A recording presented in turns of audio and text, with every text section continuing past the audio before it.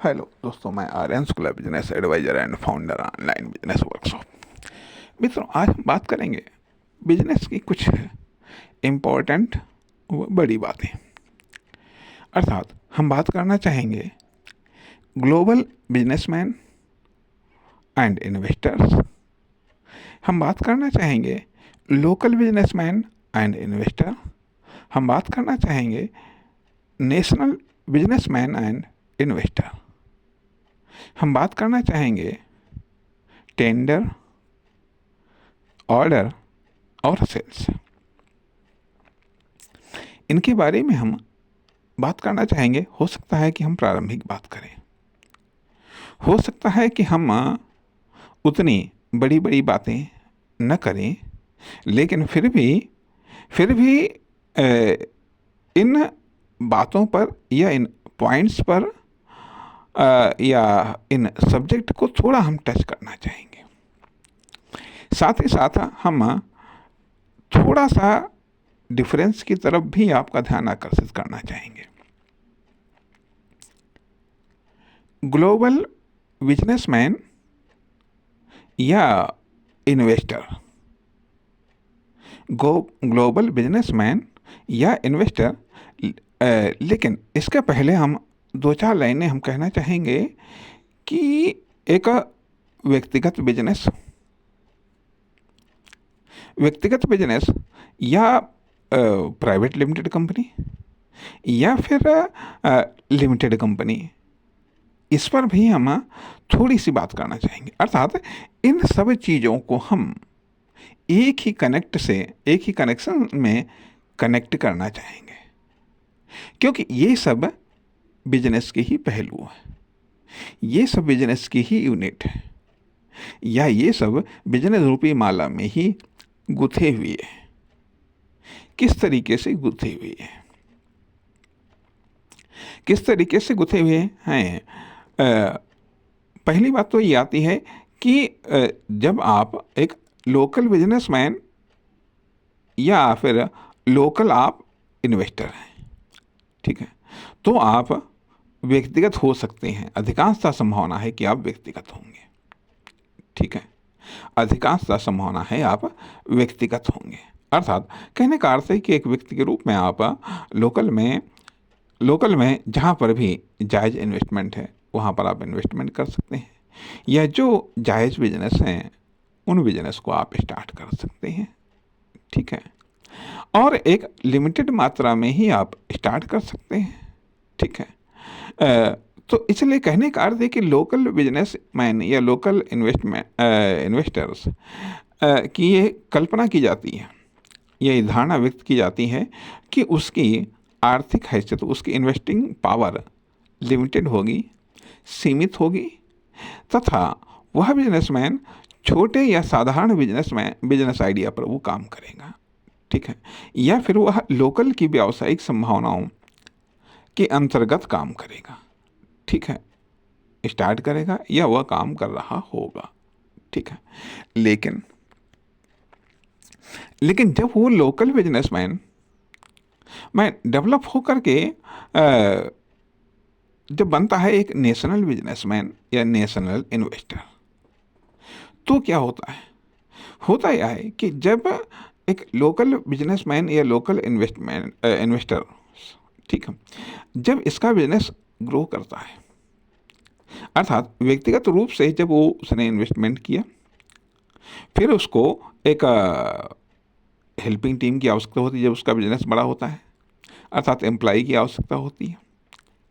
जब एम्प्लॉय से भी काम नहीं चलता है, बिजनेस और बड़ा होता है, और बिजनेस बड़ा होता है तो वहाँ पर जो बिजनेस के रजिस्ट्रेशन से नियम हैं वो लागू हो जाते हैं कि यदि आपका कारोबार, आपका टर्नओवर या आपकी कैपिटल या आपका इन्वेस्टमेंट इतना या इतने से ज़्यादा है तो उसका रजिस्ट्रेशन आवश्यक है, ठीक है, ठीक है, रजिस्ट्रेशन लेवल तक हो गया आपका।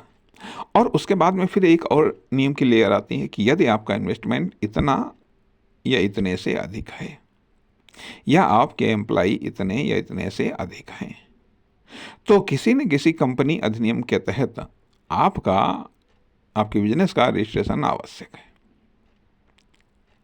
अर्थात तब आप चाहें, आपके पास में ऑप्शन होते हैं, एक प्राइवेट लिमिटेड कंपनी के रूप में आप अपने बिजनेस को रजिस्टर्ड करवाएं या फिर एक लिमिटेड कंपनी के रूप में आप रजिस्टर्ड करवाएं। ठीक है, तो कहने का अर्थ यह बनता है कि बहुत सारे ऐसे मामलों में देखा जाता है कि यदि आप नेशनल बिजनेसमैन या नेशनल इन्वेस्टर्स हैं तो यहाँ पर एक बात और भी आती है कि जो इन्वेस्टर होते हैं, एक तो बात ये आती है कि आप नेशनल बिजनेस में अर्थात राष्ट्रीय लेवल पर जो बिजनेस चल रहे हैं उनमें भी आप इन्वेस्ट कर सकते हैं व्यक्तिगत तौर पर भी। ठीक है, और आप एक इन्वेस्टमेंटल यूनिट या फर्म दुकान कंपनी के रूप में भी आप अपना बिजनेस खड़ा कर सकते हैं। ठीक है, उस रूप में भी आप इन्वेस्ट कर सकते हैं। ठीक है, लेकिन एक बिजनेसमैन के लिए अधिकांशतः ये बात देखने में आती है कि यदि वो नेशनल बिजनेस कर रहा है, राष्ट्रीय लेवल पर यदि बिजनेस कर रहा है, तो ज़रूर उसके बिजनेस का रजिस्ट्रेशन प्राइवेट लिमिटेड कंपनी या फिर लिमिटेड कंपनी के रूप में होगा। अधिकांशतः यह उम्मीद की जाती है। अर्थात क्योंकि नेशनल बिजनेस का अर्थ यह बनता है कि जिससे कि एक स्टेट बिजनेस की रूपरेखा होती है कि वह बिजनेस जो राज्य के अधिकांशतः जिलों में या अधिकांशतः क्षेत्रों तक फैला हो। ठीक है, या उसके कस्टमर राज्य में अधिकांशतः अधिकतम मात्रा में हो। ठीक है, अब जो नेशनल बिजनेस है उसकी एक मान लिया विशेषता ये भी कही जाती है कि वह बिजनेस जो बिजनेस एक से अधिक कई राज्यों में फैला हो, जिसका दायरा सिर्फ एक ही राज्य में सीमित न हो, वो एक से अधिक कई राज्यों में फैला हो, तो उसे हम नेशनल बिजनेस कह सकते हैं या उसे हम नेशनल लेवल का बिजनेस कह सकते हैं। नेशनल लेवल का बिजनेस हम कह सकते हैं।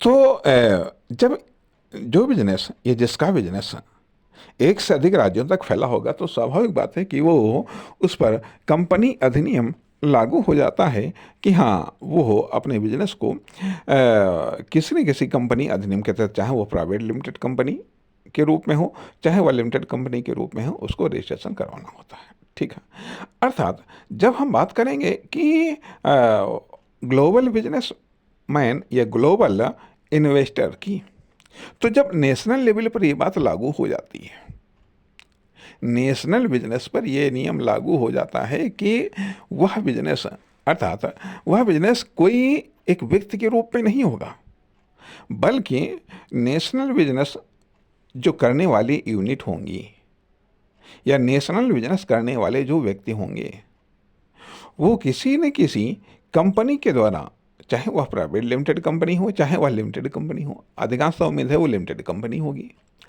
लिमिटेड कंपनी के द्वारा वो अपने बिजनेस को संचालित कर रहे होंगे। जब नेशनल लेवल पर ये बात लागू हो जाती है तो फिर ग्लोबल बिजनेस, ये ग्लोबल इन्वेस्टर के रूप में यह बात अवश्य लागू हो जाती है। अर्थात जब हम बात करते हैं कि ग्लोबल बिजनेसमैन या ग्लोबल इन्वेस्टर्स की, तो यहाँ पर ये इस बात को समझना चाहिए कि कोई व्यक्ति नहीं होगा, भले ही वह व्यक्ति उसका हेड हो, लेकिन फिर भी वह व्यक्ति किसी न किसी लिमिटेड कंपनी के द्वारा वह ग्लोबल बिजनेस कर रहा होगा। अर्थात अब यहाँ पर बात आती है यह कि लोकल बिजनेस के बारे में जैसे कहा जाता है कि जो पार्टिकुलर या सीमित क्षेत्र में किया जाने वाला या फैला हुआ business local business, estate business जो किसी राज्य में फैला हुआ बिजनेस, ठीक है, नेशनल बिजनेस एक से अधिक राज्यों में फैला हुआ बिजनेस क्षेत्र के आधार पर, ग्लोबल बिजनेस ग्लोबल अपने आप में एक क्षेत्र है, अर्थात जिस बिजनेस का दायरा एक से अधिक देशों में फैला हुआ है वह ग्लोबल बिजनेस, जिस बिजनेस का दायरा एक से अधिक देशों में फैला हुआ है वह अपने आप में एक ग्लोबल बिजनेस है। ठीक, तो अब जब ग्लोबल इन्वेस्टर की बात की जाती है तो ग्लोबल या ग्लोबल बिजनेसमैन की बात की जाती है, तो ये वहाँ पर एक व्यक्ति की बात नहीं होती कि वो व्यक्ति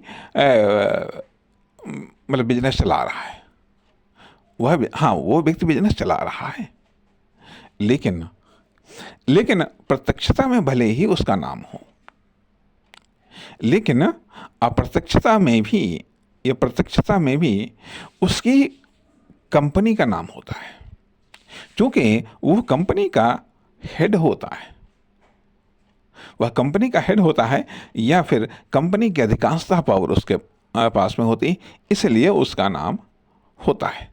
तो कहने का अर्थ यह कि जब हम ग्लोबल बिजनेस या ग्लोबल इन्वेस्टर की बात करते हैं तो इसका अर्थ ये बनता है कि भले ही हम किसी व्यक्ति की बात कर रहे हों, लेकिन इसका अर्थ ये भी बनता है कि हम किसी कंपनी की, किसी लिमिटेड कंपनी की बात करते हैं, अर्थात लिमिटेड कंपनी के थ्रू ही ग्लोबल बिजनेस या इन्वेस्टमेंट किया जा सकता है। हो सकता है कि 100% हमारी बात सत्य न हो, लेकिन फिर भी अधिकांशतः बात सत्य हो सकती है, अधिकांशतः बात सत्य हो सकती है। अर्थात यदि आपको ग्लोबल बिजनेस करना है या ग्लोबल इन्वेस्टमेंट करना है तो स्वाभाविक बात है कि आपकी या आपके पास में लिमिटेड कंपनी होनी चाहिए, लिमिटेड कंपनी होनी चाहिए। अब ये बात भी अलग है कि एक इन्वेस्टर के रूप में संभव है कि आपको ग्लोबल बिजनेस में अर्थात ग्लोबल बिजनेस, अब यहाँ पर भी बात आती है ग्लोबल बिजनेस और ग्लोबल इन्वेस्टर, यह एक अलग चीज़ है। और ग्लोबल कंपनियों में इन्वेस्टमेंट, ग्लोबल बिजनेस करने वाली कंपनियों में इन्वेस्टमेंट करना एक अलग चीज़ है। अर्थात कुछ रूल्स का फॉलो करके आप ग्लोबल बिजनेस करने वाली कंपनियों में आप इन्वेस्टमेंट कर सकते हैं। लेकिन जो ग्लोबल बिजनेस है ये ग्लोबल इन्वेस्टमेंट है। अब ग्लोबल बिजनेस ये ग्लोबल इन्वेस्टमेंट का थोड़ा सा और अर्थ हम स्पष्ट करना चाहेंगे। अर्थात ग्लोबल बिजनेस या ग्लोबल इन्वेस्टमेंट का एक अर्थ ये बनता है कि जब आप किसी देश में, अर्थात आप किसी देश में, अर्थात वह देश दूसरा होना चाहिए, अर्थात किसी देश की बात तब आती है कि जब आप पहले अपने देश में आप इन्वेस्टमेंट कर चुके हों, अपने देश में इन्वेस्टमेंट करने के बाद में या बिजनेस चलाने के बाद में आप दूसरे देश में जाते हैं, दूसरे देश में आप इन्वेस्टमेंट करना चाहते हैं, इन्वेस्टमेंट करते हैं या फिर बिजनेस चलाते हैं। अब यहाँ पर बात ये भी आती है कि दूसरे देश में क्या आप सिर्फ लोकल लेवल पर ही आप बिजनेस को स्टार्ट करना चाहते हैं या लोकल लेवल पर ही आप बिजनेस को करना चाहते हैं। यदि आप लोकल लेवल पर ही बिजनेस को स्टार्ट करते हैं, चलो स्टार्ट करना तो कोई बात नहीं, लेकिन यदि आप लोकल लेवल पर ही बिजनेस करते हैं तो क्या उसे हम ग्लोबल बिजनेस कह सकते हैं। अर्थात ठीक है, आप दूसरे देश में गए और आपने एक दुकान खोल ली, तो क्या इसे हम माने कि अब आप ग्लोबल बिजनेसमैन हो गए हैं क्या? नहीं हुए। कहने का अर्थ यह बनता है कि ग्लोबल बिजनेसमैन या ग्लोबल बिजनेस तभी आपका बिजनेस कहलाएगा या ग्लोबल इन्वेस्टर तभी आप होंगे जब आप किसी दूसरे देश में नेशनल लेवल के बिजनेस को आप स्टार्ट करते हैं या नेशनल लेवल का बिजनेस करते हैं या फिर इतना इन्वेस्टमेंट करते हैं जिससे नेशनल लेवल पर बिजनेस प्रभावित होता है, जिससे नेशनल लेवल पर आपकी सेल्स डेवलप होती है, सेल्स जनरेट होती है। तो ये नेशनल बिजनेस, तो यह आप ग्लोबल बिजनेसमैन या ग्लोबल इन्वेस्टर की श्रेणी में आप आएंगे।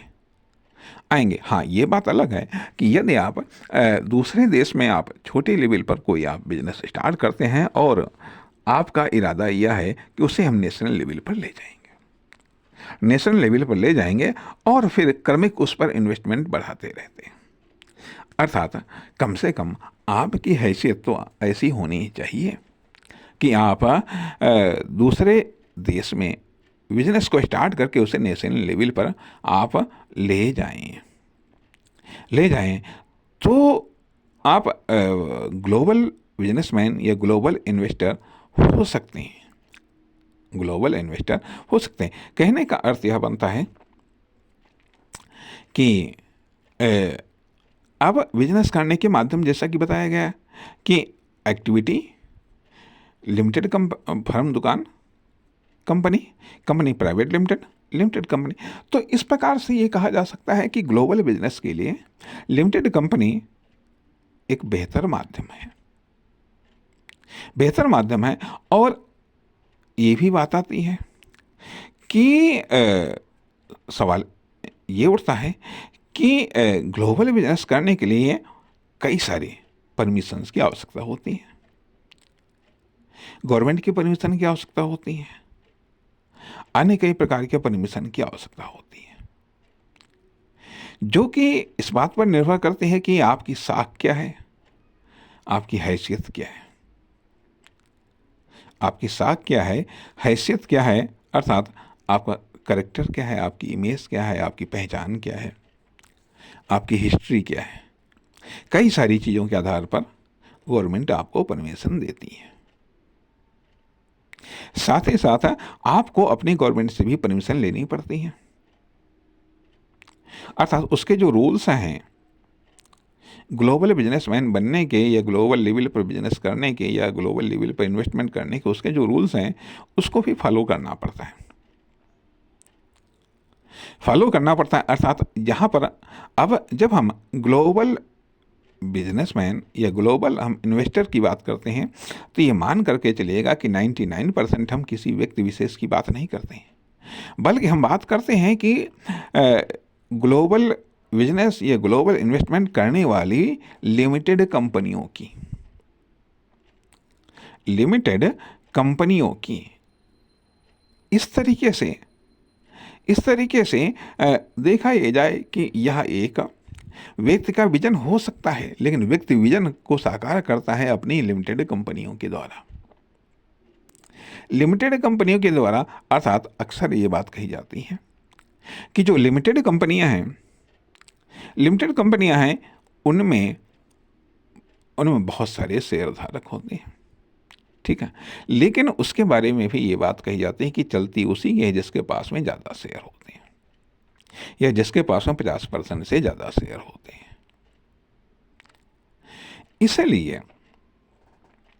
इसलिए ये बात कही जाती है कि जिस कंपनी में जिस व्यक्ति के पास में जिस कंपनी के 50% से अधिक शेयर जिस व्यक्ति के पास में होते हैं, अक्सर करके कह दिया जाता है कि यह कंपनी उसकी है, ठीक है। इस तरीके से ये बात कही जा सकती है कि जो नेशनल बिजनेस, वो ग्लोबल बिजनेस है, ये ग्लोबल इन्वेस्टमेंट है, वो लिमिटेड कंपनी पर आधारित बिजनेस है। अर्थात कोई व्यक्ति लिमिटेड कंपनी को बना करके उसके बाद में वह ग्लोबल बिजनेस करता है, ठीक। अर्थात थोड़ी सी बात हो गई किसकी, ग्लोबल बिजनेस मैन की, ग्लोबल इन्वेस्टर की, ठीक। तथा हमने बात की लोकल बिजनेसमैन या लोकल इन्वेस्टर की, थोड़ी सी हमने बात की नेशनल बिजनेस की या नेशनल इन्वेस्टर की। अब थोड़ी सी बात कर लेते हैं कि टेंडर की, ऑर्डर की और सेल्स की। टेंडर भी दो प्रकार के होते हैं। हमें नहीं मालूम कि आप क्या जानते हैं, कितना जानते हैं, लेकिन हम जो कोई मतलब पार्टिकुलर बात कहना चाहते हैं कि टेंडर भी दो प्रकार के होते हैं। एक तो सरकारी टेंडर, दूसरे प्राइवेट टेंडर। अर्थात या ये कह लीजिएगा सरकारी टेंडर और कॉमर्शियल टेंडर। और स्पष्ट करना चाहेंगे, जब केंद्र सरकार या राज्य सरकार के द्वारा या केंद्र सरकार या राज्य सरकार के द्वारा विभिन्न प्रतिष्ठानों के द्वारा जब कोई टेंडर निकाले जाते हैं निकाले जाते हैं। अर्थात किसी जब राज्य सरकार या केंद्र सरकार या इसके द्वारा किसी संस्था, इसके द्वारा संचालित किसी संस्था को कोई कार्य करवाना होता है, तो कभी कभी होता यह है कि सरकार या संस्थाओं के पास में खुद के अपने निजी साधन होते हैं, तब तो फिर कोई टेंडर की आवश्यकता ही नहीं है। उसके पास में अपने एम्प्लॉई हैं, साधन है, वो खुद कार्य करवाता है। लेकिन जब वो अपने कार्यों को किसी दूसरे के द्वारा करवाता है, तो वह टेंडर निकालती है। टेंडर के बारे में मैं अधिक कोई जानकारी आपके साथ में शेयर नहीं करना चाहता हूँ, लेकिन जो मोटी सी बात समझ में आती है कि सरकार अपना कार्य स्पष्ट कर देती है।